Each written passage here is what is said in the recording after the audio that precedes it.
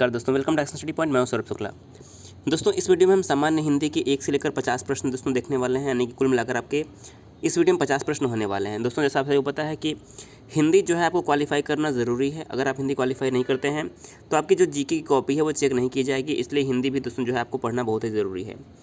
तो दोस्तों 50 प्रश्नों को ध्यान से देखिएगा। कम से कम आप इसमें से 35 से अगर अधिक सही करते हैं तो काफ़ी अच्छा होगा। वैसे आपको एग्जाम में जो है केवल 30 से ऊपर प्रश्न जो है सही करने हैं, यानी कि क्वालिफाइंग के लिए कम से कम 33% अगर आप लाते हैं तो काफ़ी अच्छा रहेगा 100 में से। तो दोस्तों वीडियो को जरूर अंत तक देखिएगा। अगर आपको पीडीएफ चाहिए इसका तो पीडीएफ भी डाउनलोड कर सकते हैं। डिस्क्रिप्शन जो है टेलीग्राम लिंक जो है आपको मिल जाएगा। तो दोस्तों इसके अलावा अगर आपने अभी तक अनअकैडमी का लर्निंग ऐप नहीं डाउनलोड किया तो आप अनअकैडमी का लर्निंग ऐप डाउनलोड कर लीजिए।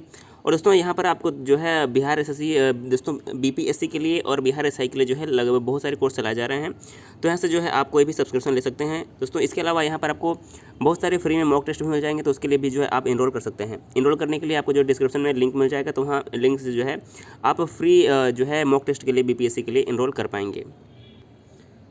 तो आइए शुरू करते हैं आज का वीडियो। देखिए पहला प्रश्न क्या है, 1 से 5 तक प्रश्न में सही संधि का नाम जो है आपको ज्ञात करना है। तो देखिए पहला प्रश्न क्या दिया हुआ है, स्वागतम।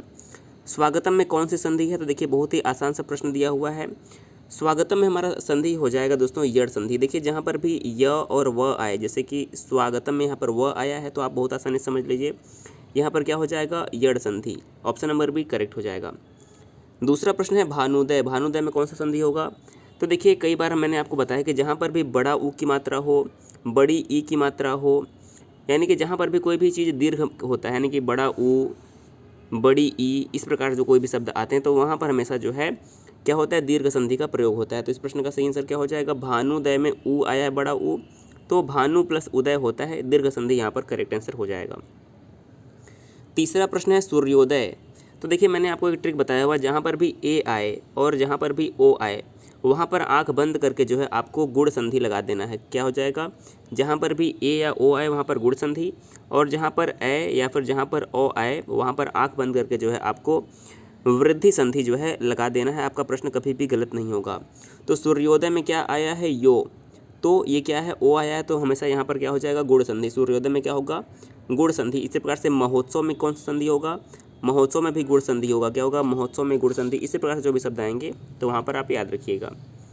अगला है हरिश्चंद्र। तो देखिए इसका संधि क्या होगा, इसमें कौन सा संधि है? अगर आप हरिश्चंद्र का संधि विच्छेद करते हैं तो क्या आएगा, हरिह प्लस चंद। क्या होगा, हरिह प्लस चंद। तो हरिह में क्या आया, विसर्ग आया, तो यहाँ पर क्या हो जाएगा, चौथे प्रश्न का ऑप्शन नंबर सी करेक्ट हो जाएगा, विसर्ग संधि करेक्ट हो जाएगा। अगला है पांचवा प्रश्न उच्चारण। उच्चारण में कौन सी संधि होगी? तो अगर आप उच्चारण का संधि विच्छेद करेंगे तो क्या आएगा, उत प्लस चारण। आपको विच्छेद करना आना चाहिए। क्या होगा, उत प्लस चारण। और अभ्यास लगातार आप करेंगे तो किसी भी संधि का आराम से आप विच्छेद कर पाएंगे और संधि पहचान भी लेंगे। तो उच्चारण में क्या हो जाएगा, उत में क्या हो जाएगा हमारा व्यंजन संधि। देखिए जहाँ पर भी हलंत लगा होता है वहाँ पर आप हमेशा समझ लीजिए कि वहाँ पर क्या होगा, व्यंजन संधि होगा। तो पाँचवें प्रश्न का ऑप्शन नंबर ए करेक्ट हो जाएगा। 6 से 10 में क्या करना है, दिए गए शब्दों के सही संधि विच्छेद के विकल्प को चुनना। देखिए एक शब्द दिया हुआ, इसका सही विच्छेद क्या होगा उसको आपको चुनना है। तो उल्लेख का सही क्या होगा, उत प्लस लेख। क्या होगा, उत प्लस लेख, उल्लेख। और यहाँ पे संधि कौन सी होगी? तो देखिए मैंने भी आपको बताया जहाँ पर भी हलंत लगा होगा वहाँ पर हमेशा जो है व्यंजन संधि होगा। तो उल्लेख में क्या होगा, व्यंजन संधि। अगला है अत्याचार। तो अत्याचार का क्या हो जाएगा, अति प्लस आचार। क्या हो जाएगा, अति प्लस आचार, यानी कि अत्याचार। सही आंसर क्या हो जाएगा सातवें प्रश्न का?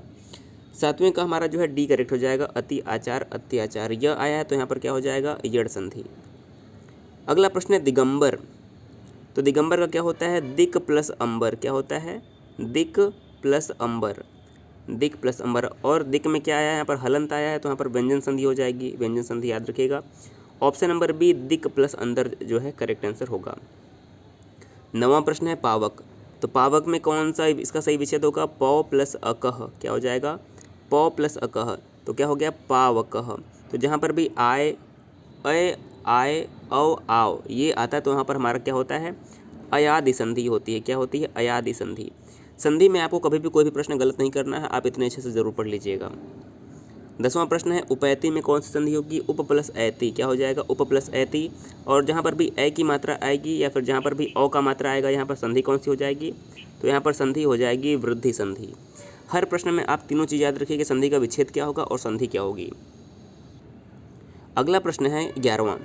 निम्नलिखित शब्दों में से किस शब्द में उपसर्ग नहीं लगा है? देखिए उपसर्ग कहाँ पर लगता है? उपसर्ग किसी भी शब्द के प्रारंभ में जोड़ता है और प्रत्यय जो है किसी शब्द के अंत में जोड़ता है। तो इसमें हमें देखना है कि प्रारंभ में क्या किसमें उपसर्ग नहीं लगा। देखिए अपवाद में अप उपसर्ग लगा है, पराजय में पर लगा है और प्रभाव में प्र लगा है। लेकिन ऑप्शन नंबर डी ओढ़ना में जो है कोई भी उपसर्ग का प्रयोग नहीं हुआ है। क्या हुआ है? ओढ़ना में कोई भी उपसर्ग नहीं है, तो ऑप्शन नंबर डी यहाँ पर करेक्ट हो जाएगा। 12वां प्रश्न है, निम्नलिखित शब्दों में से कौन सा शब्द देशज नहीं है? देशज वे शब्द होते हैं जिसे हम गांव की भाषा में बोलते हैं, जैसे कि लोटा हो गया, खाट हो गया, ये सभी जो है शब्द देशज में आते हैं। लोटा हो गया। देखिए ढेबरी क्या है? देशज है। पोखर क्या है? देशज है। ढोर भी देशज है, लेकिन पुष्कर जो है ये क्या है? पुष्कर जो है देशज नहीं बल्कि तत्सम शब्द है। क्या है? पुष्कर जो है तत्सम शब्द है। ऑप्शन नंबर डी यहाँ पर करेक्ट हो जाएगा। अगला प्रश्न है, निम्नलिखित शब्दों के समास बताना है आपको। तो समास से भी प्रश्न आपके ज़रूर बनेंगे, ज़रूर अच्छे से पढ़ लीजिएगा। देखिए पहला क्या है? वनवास। वनवास का समास क्या होगा? तो देखिए समास का विग्रह करना आपको आना चाहिए। समास का विग्रह, तो वनवास मतलब होता है वन में वास करना। क्या होता है? वनवास का मतलब क्या हो गया? वन में वास। और में आते ही आपको यहाँ पर याद हो जाना चाहिए कि ये तत्पुरुष समास होगा। कैसे होगा? अधिकरण जो तत्पुरुष होता है, क्या होता है? अधिकरण का कारक चिन्ह क्या होता है? में पर ऊपर। तो इसमें क्या हो जाएगा? अधिकरण तत्पुरुष। याद रखिएगा, ऑप्शन नंबर ए करेक्ट हो जाएगा।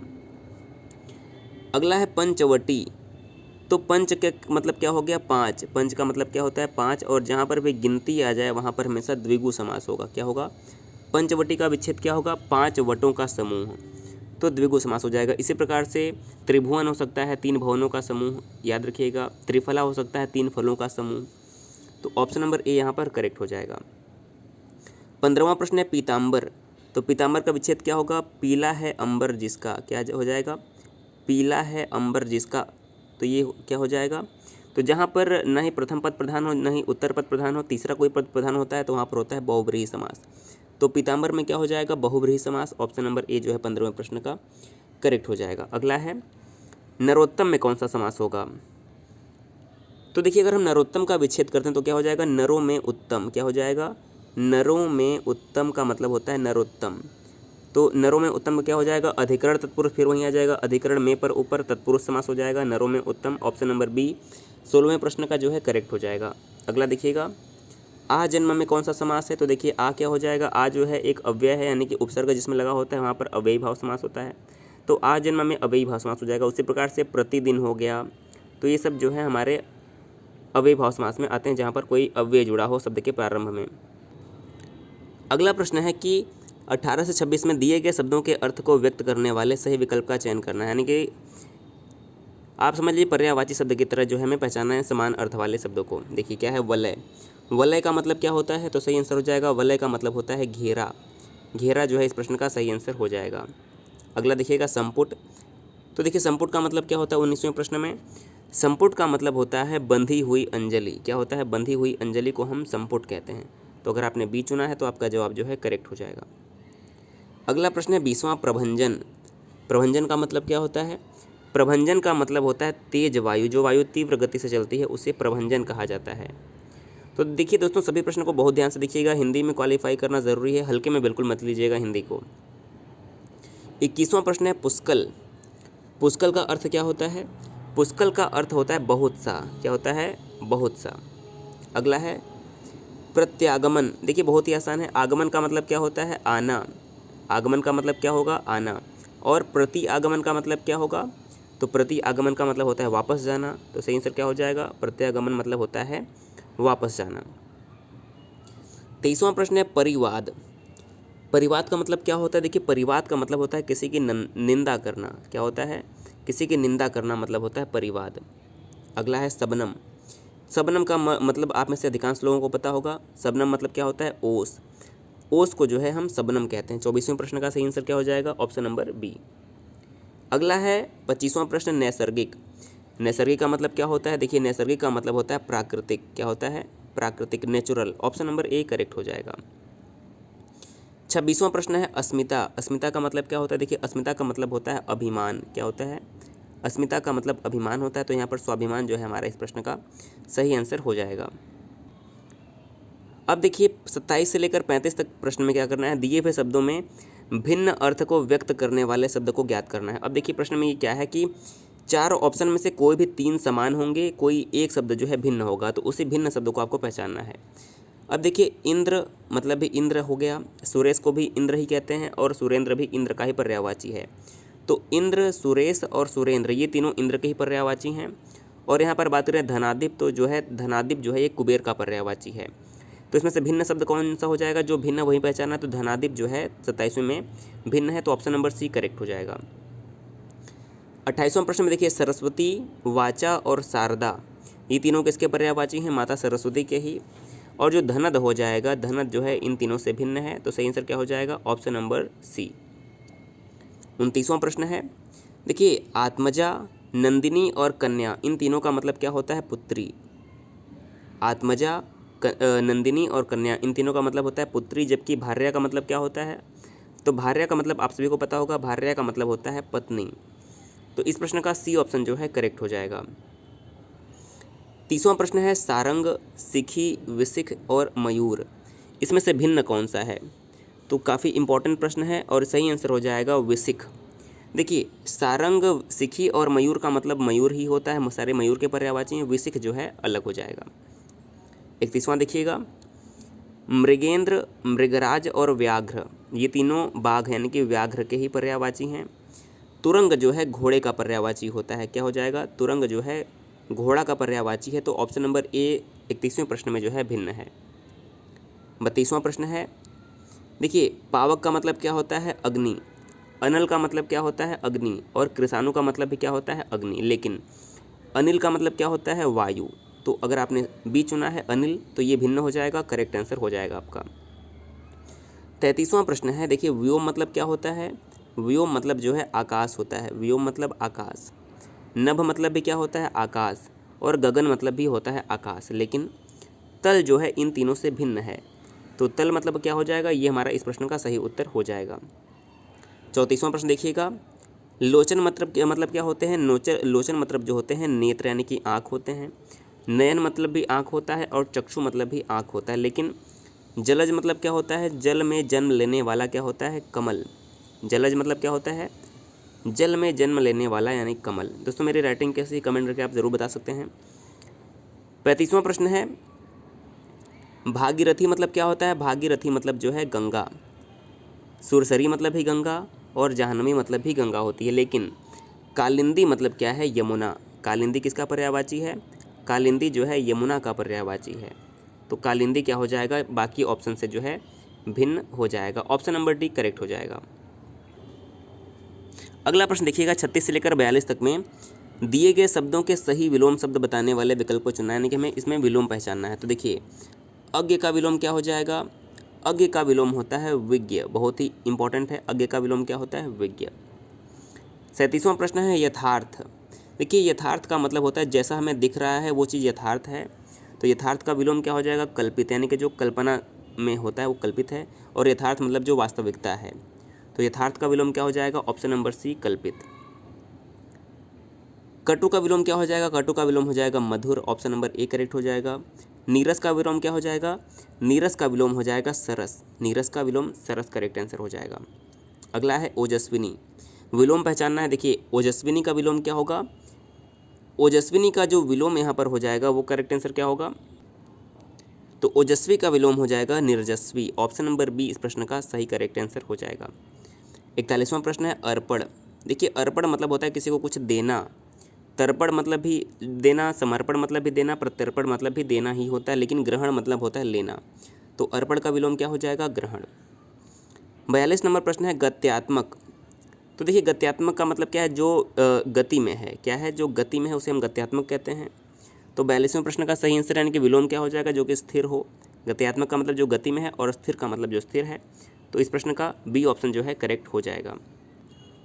अगला प्रश्न है 43 से लेकर 47 तक के लिए, दिए गए वाक्यांश के भाव को व्यक्त करने वाले सही विकल्प का चयन करना, यानी कि वाक्यांश के लिए हमें एक शब्द चुनना है। 43 नंबर प्रश्न दिया है कि जिस स्त्री का पति जीवित हो उसे क्या कहते हैं। तो देखिए जिस स्त्री का पति की मृत्यु हो गई है उसे हम विधवा कहते हैं, और जिस स्त्री का पति जीवित हो उसे हम सधवा कहते हैं, दोनों याद रखिएगा। जिस स्त्री का पति जीवित होता है उसे हम सधवा कहते हैं, ऑप्शन नंबर सी अगर आपने चुना है तो आपका जवाब करेक्ट हो जाएगा। 44 नंबर प्रश्न है, अनुचित व्यय करने वाले व्यक्ति को क्या कहते हैं? तो देखिए, जो व्यक्ति अनुचित व्यय करता है उसे अपव्ययी कहते हैं। क्या कहते हैं? अपव्ययी। और जो व्यक्ति कम व्यय करता है उसे हम कहते हैं मितव्ययी। दोनों याद रखिएगा, अनुचित व्यय करने वाले या फिर अधिक व्यय करने वाले को अपव्ययी और कम व्यय करने वाले को मितव्ययी, दोनों याद रखिएगा। 45 नंबर प्रश्न है, जिसके पास कुछ न हो उसके लिए एक शब्द क्या प्रयुक्त होता है? निर्धन, त्यागी, अकिंचन या फिर सन्यासी। तो जिसके पास कुछ न हो उसे अकिंचन कहा जाता है। सही आंसर क्या हो जाएगा? जिसके पास कुछ न हो उसे अकिंचन कहा जाता है। ऑप्शन नंबर सी करेक्ट हो जाएगा। 46 नंबर प्रश्न है, जिस पर अभियोग लगाया गया हो उसके लिए एक शब्द क्या प्रयुक्त होगा? तो जिस पर अभियोग लगाया गया उसे अभियुक्त कहते हैं। अभियुक्त इस प्रश्न का सही उत्तर हो जाएगा। अगला है, मोक्ष प्राप्त करने की इच्छा रखने वाला। तो मोक्ष प्राप्त करने की इच्छा रखने वाले को मुमुक्षु कहते हैं। सही आंसर क्या हो जाएगा? मुमुक्षु। युद्ध की इच्छा रखने वाले को युयुत्सु कहते हैं। क्या हो जाएगा? युयुत्सु। और जीवन की इच्छा रखने वाले को क्या कहते हैं? जिजीविषु। 48 से लेकर 52 प्रश्न में क्या है कि वाक्य के लिए प्रयुक्त होने वाले सही विकल्प का चयन करना है। पहला देखिएगा, फेंक कर चलाए जाने वाले हथियार को क्या कहते हैं? जो हथियार फेंक कर चलाया जाता है उसे क्या कहते हैं? अस्त्र कहते हैं। देखिए, फेंक कर चलाए जाने का मतलब जैसे तीर है, तीर क्या है? अस्त्र है। और धनुष क्या है? धनुष है, शस्त्र है। तलवार क्या है? शस्त्र है। जो आँख के समक्ष न हो, तो जो आँख के समक्ष होता है उसे हम प्रत्यक्ष कहते हैं, और जो आँख के समक्ष न हो उसे परोक्ष कहते हैं। तो इस प्रश्न का ऑप्शन नंबर बी करेक्ट हो जाएगा। और आज का अंतिम प्रश्न है, जिसका इंद्रियों से अनुमान न हो सके, जिसका इंद्रियों से अनुमान न हो सके उसे क्या कहते हैं? उसे अतीन्द्रिय कहते हैं। ऑप्शन नंबर बी करेक्ट हो जाएगा। तो देखिए, इस वीडियो में हमने 1 से लेकर 50 प्रश्न देख लिया है। कल वीडियो दोस्तों मिलेगा, उसमें 51 से लेकर 100 तक प्रश्न मिलेंगे, जो कि 50 प्रश्न और हो जाएगा। तो दोस्तों वीडियो को जरूर शेयर कर दीजिएगा। वीडियो कैसा लगा हमें कमेंट करके ज़रूर बताइएगा। और दोस्तों, हम आपके लिए लगातार मेहनत भी कर रहे हैं, लगातार प्रयास भी कर रहे हैं, इसलिए वीडियो को शेयर जरूर करिएगा। चैनल पे पहली बार है तो सब्सक्राइब भी कर दीजिएगा। और दोस्तों, तैयारी आप जब बरकरार रखिए। 13 दिसंबर का जो डेट है उसको आप ध्यान में रखते हुए तैयारी करिएगा। निश्चित तौर पर जो है 13 दिसंबर को आपकी परीक्षा ली जाएगी। वीडियो देखने के लिए बहुत बहुत धन्यवाद।